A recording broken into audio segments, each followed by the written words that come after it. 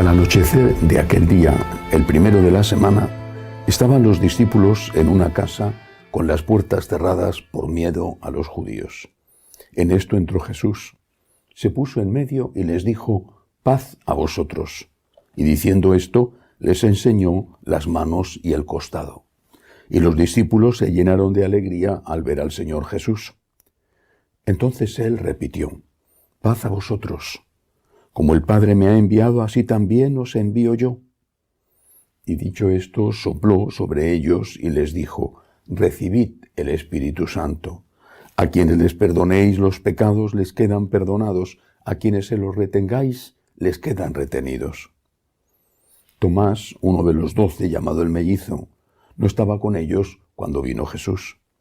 Los otros discípulos le decían: «Hemos visto al Señor». Pero él les contestó: «Si no veo en sus manos la señal de los clavos, si no meto el dedo en el agujero de los clavos y no meto la mano en su costado, no lo creo».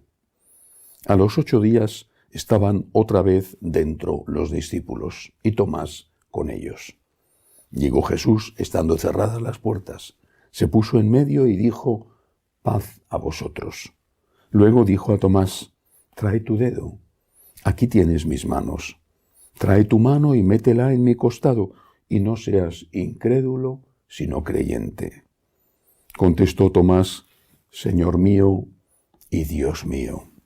Jesús le dijo: «¿Por qué me has visto, has creído? Bienaventurados los que crean sin haber visto». Muchos otros signos que no están escritos en este libro hizo Jesús a la vista de sus discípulos. Estos han sido escritos para que creáis que Jesús es el Mesías, el Hijo de Dios, y para que creyendo tengáis vida en su nombre. Palabra del Señor. Gloria a ti, Señor Jesús. Hoy celebramos el segundo domingo de Pascua, que es el domingo de la Divina Misericordia. Y no podemos hacer otra cosa que recordar la figura de San Juan Pablo II, el Papa de la Divina Misericordia, el Papa polaco, que tanto hizo para difundir la devoción a la Divina Misericordia, que nace con las apariciones del Señor a Santa Faustina Kowalska. Pero, ¿qué es la misericordia? ¿Qué condiciones hay para recibir la misericordia de Dios y qué consecuencias tiene? Si nos fijamos en el Antiguo Testamento, vemos que ya se habla allí mucho, además, de misericordia, quizá mezclada con otras cosas, pero se habla de misericordia. Y se habla de misericordia en 2 sentidos: el perdón de los pecados, Señor, perdóname, ten misericordia de mí, y la ayuda en momentos de dificultad. Perdón y ayuda. Perdón, equivalente en nuestro caso como católicos a la confesión, y ayuda, que podíamos traducir misericordia como compasión. Perdón por parte de Dios, compasión por parte de Dios, que en realidad es lo mismo: misericordia. Misericordia con el pecador, misericordia con el que sufre. La diferencia entre el Antiguo y el Nuevo Testamento no solo que es que se purifican muchas cosas que no eran correctas, sino sobre todo que el Dios de la misericordia está en medio nuestro, se hace carne, se hace hombre, es uno de los nuestros. Es decir, la misericordia se encarna, la misericordia se toca. La misericordia de Dios se ha hecho un ser humano y nos demuestra con su presencia entre nosotros, con su vida, con su muerte, con su resurrección, nos demuestra hasta qué punto es infinita la misericordia de Dios. ¿Qué condiciones hay para recibir esa misericordia que Dios nos regala? Nos la regala, pero también pone unas condiciones para recibirla, porque si no pusiera condiciones no estaría regalándola, estaría imponiéndola, que es distinto. Te la regala, pero no te obliga. Hay 2 condiciones con respecto a la misericordia de los pecados o hacia los pecados. La condición es el arrepentimiento. Señor, ten misericordia de mí. Ten misericordia de mí, lo dices cuando eres consciente de que has hecho algo malo y también cuando deseas no volver a repetirlo, o por lo menos intentar no volver a repetirlo. No puede el criminal decir, ten misericordia de mí, mientras que está clavándole el puñal a la víctima o está preparando su próximo asalto al banco. Señor, ten misericordia de mí, estoy arrepentido. Primera condición, el arrepentimiento. El arrepentimiento exige naturalmente conocer que lo que se ha hecho está mal.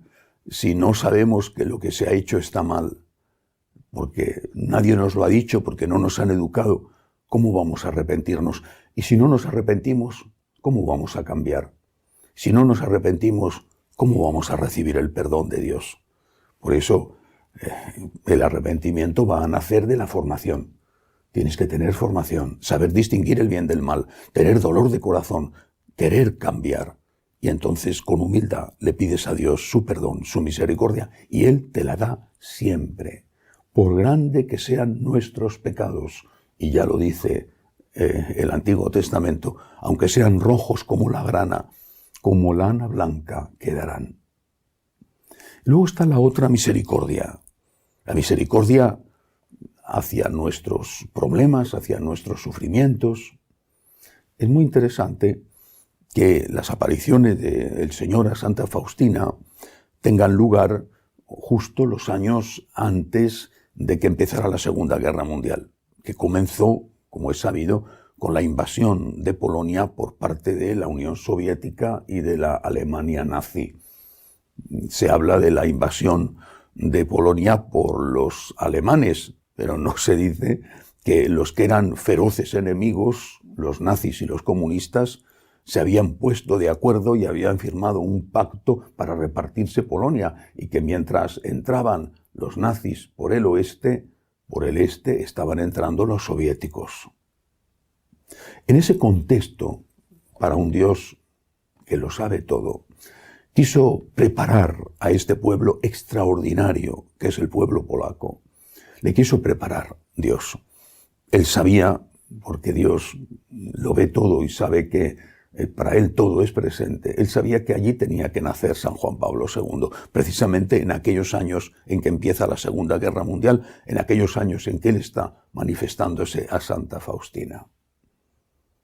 El Señor le dice a Santa Faustina que lo que va a venir solo podrá ser resistido y podrá ser vencido si se cumple una condición, la confianza.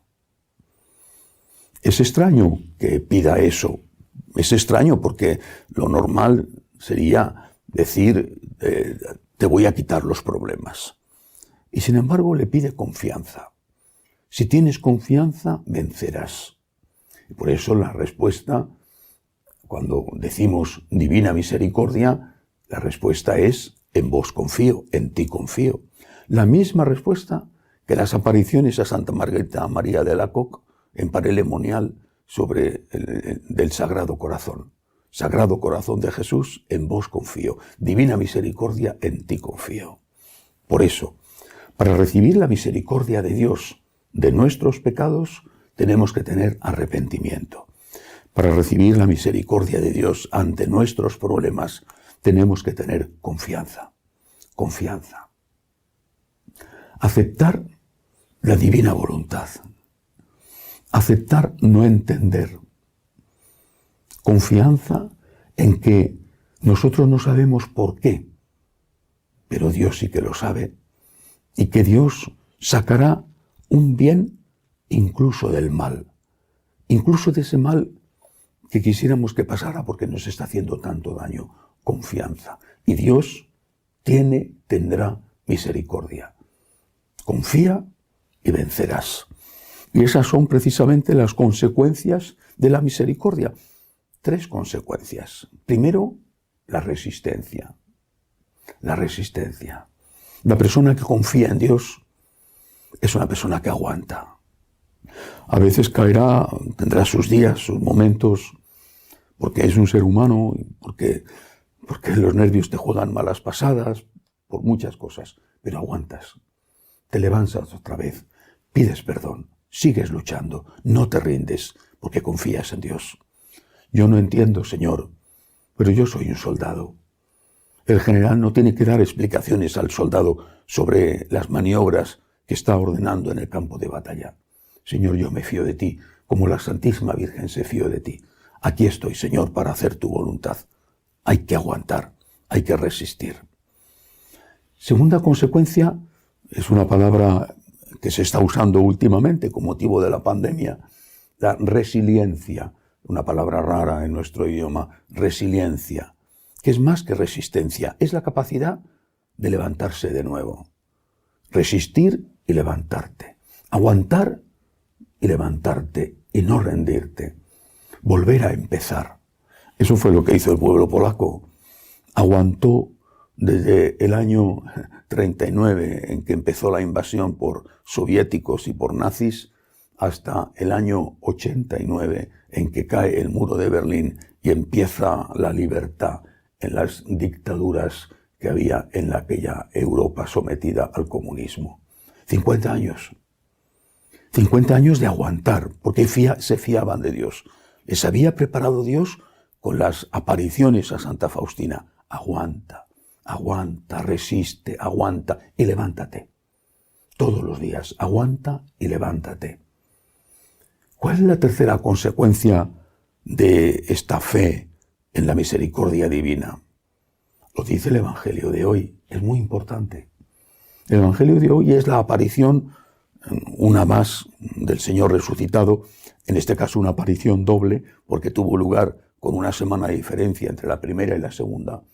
La aparición a los apóstoles, la primera sin la presencia de Santo Tomás y la segunda con la presencia del apóstol. Cuando el Señor le dice a Tomás, porque sabía lo que Tomás había dicho, aquí tienes los agujeros de mis manos y de mi costado. Mete tus manos ahí, mete tus dedos ahí y conviértete en un creyente.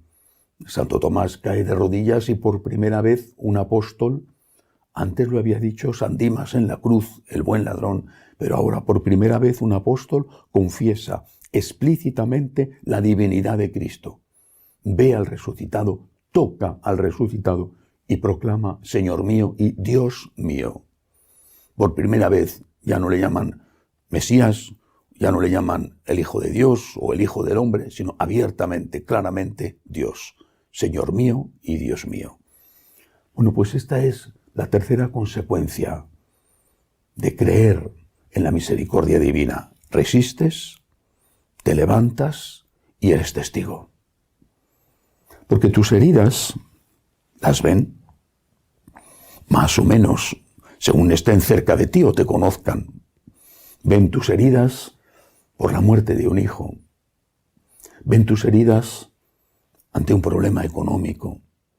Ven tus heridas por el sufrimiento que tienes en tu familia. Ven tus heridas por lo que estás padeciendo, por la situación interna de la iglesia. Ven tus heridas, más o menos, según estén cerca de ti y te conozcan. Ven tus heridas. Quizá también hasta ven tus pecados o las consecuencias de tus pecados. Pero si solo ven tus heridas y no ven nada más, no eres testigo. En cambio, si ven que te levantas, que pides perdón, que empiezas otra vez, que pones una sonrisa cuando quisieras poner un grito, que eres compasivo, si ven que tienes un corazón misericordioso y que cuando ves que puedes ayudar a alguien, le ayudas, entonces estás siendo el Cristo resucitado. Tú tienes que ser la presencia de Dios para los que viven contigo. Muchos de ellos, hoy ya, la inmensísima mayoría, no van a ir nunca a la iglesia, no van a leer nunca la palabra de Dios, no van a meditar nunca sobre el sacrificio de la cruz, pero te conocen a ti. Ven lo que tú estás haciendo, ven cómo estás reaccionando ante los problemas y saben cómo reaccionan o reaccionarían ellos. Si yo estuviera en tu lugar, habría tirado la toalla. Si yo estuviera en tu lugar, habría pasado una factura de venganza. Si yo estuviera en tu lugar, no me habría complicado la vida para ayudar a esa persona. Si yo estuviera en tu lugar, no habría sido fiel en el matrimonio o no habría tenido a ese niño que venía en un mal momento. Si yo estuviera en tu lugar, ¿por qué tú no lo haces? ¿Por qué no tú luchas para controlar tus instintos? ¿Por qué no te dejas llevar por tus pasiones? ¿Por qué tienes compasión con el que sufre? Y solo podemos decir, mete tus dedos en el agujero de mis clavos. Mete tus dedos en mi costado. No soy mejor que tú. No soy mejor, ni mucho menos. Pero Cristo ha resucitado. Cristo me sostiene. Cristo es mi fuerza. Yo confío en Dios. Y además y sobre todo, soy feliz aquí, aunque esté sufriendo, y espero gozar de la felicidad eterna en el cielo. Por eso hoy, el día de la Divina Misericordia, digámosle esto al Señor. Perdón por mis pecados. Confío en ti, Señor, me abandono en ti. Dame la fuerza para resistir. Dame la fuerza para levantarme. Y haz de mí un testigo tuyo en medio de los hombres, para que ellos, viendo el milagro que tú haces en mí, viendo el milagro que tú haces en nosotros, más que si devolviera la vista al ciego o hicieras andar al paralítico, viendo todo eso digan, como yo, Señor, Señor mío y Dios mío, crean en ti y ellos también puedan beneficiarse de tu divina misericordia. Que así sea.